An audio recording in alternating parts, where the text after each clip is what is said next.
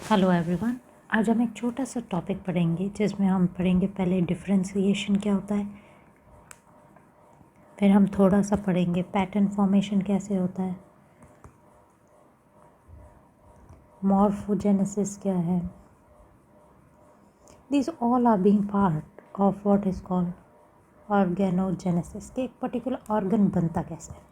हमने देखा cell divide हो गए, बट सेल डिवाइड हो गए, सब में 23 पेयर ऑफ क्रोमोसोम में, सब में इंफॉर्मेशन भी सेम है। आप भले अपने स्किन का सेल ले लो, भले लिवर सेल ले लो, उनका जो डीएनए है that is same, then how they are able to perform so differently, this process is actually called differentiation. एक सेल डिफरेंट जीन एक्सप्रेस करता है डिपेंडिंग उसका काम क्या है। सबके पास सेम जीन है। एक सेल वन जैसे ए बी सी डी दोनों के पास, एंड सेल टू, ये आप कह दो आपका हो गया। कौन सा सेल बना दें इसको?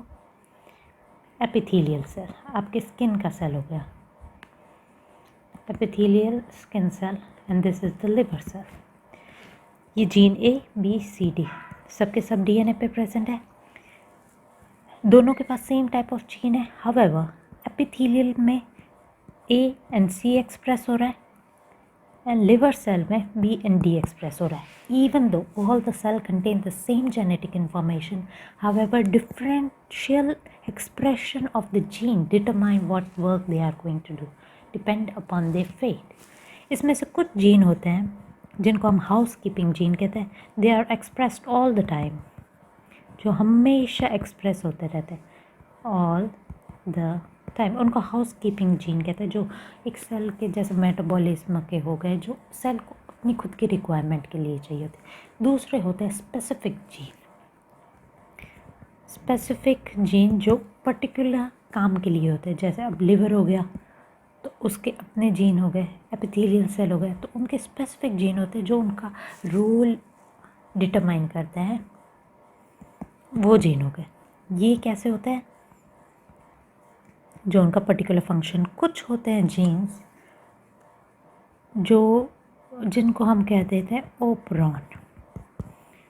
ओपरॉन्स मीन्स इनमें एक ऑपरेटर होगा, रिप्रेसर होता है, दे आर इंड्यूसिबल। आप सिंपल सा करें, दे आर इंड्यूसिबल मीन्स या तो वो रिप्रेस्ड कंडीशन में रहेंगे और उनको एक्सप्रेस कराया जाता है, और दे आर रिप्रेस्ड मीन्स वो हर वक्त एक्सप्रेस होते रहता है, लेकिन ऐसी कंडीशन हो जाती है मीन्स आपके पास वो चीज़ बहुत ज़्यादा हो गई तो फिर उनको रिप्रेस किया जाता है। They are active all the time, however as per condition they are repressed. Inducible वो होते हैं जो हर वक्त तो रिप्रेस्ड कंडीशन में रहेंगे, ऑफ कंडीशन में रहेंगे, but they could be induced as per the requirement. इस तरीके से जीन डिफ्रेंशिएट होता है, मीन्स सेल डिफ्रेंशिएट होता है।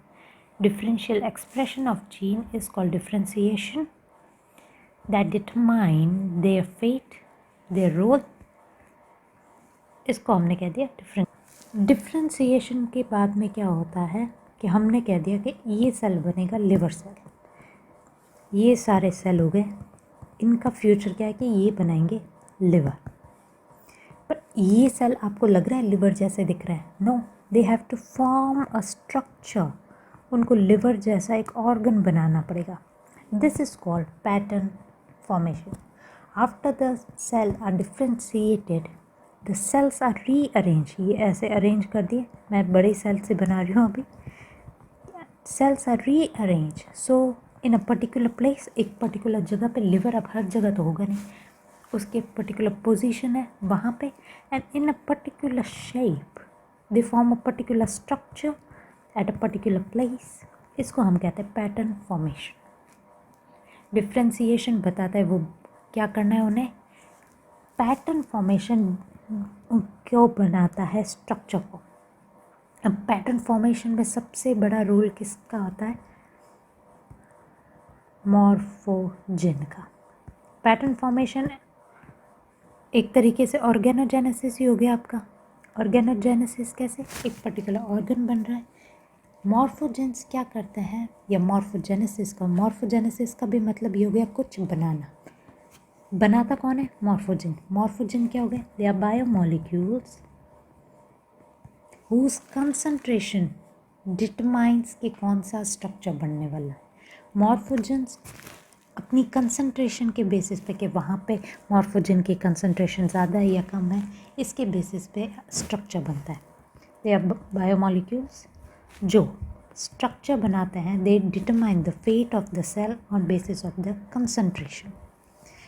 बायोमोलिक्यूल्स है, बायोमोलिक्यूल्स भी कौन से? दे आर प्रोटीन, और इनकी कंसंट्रेशन डिटरमाइन करती है स्ट्रक्चर।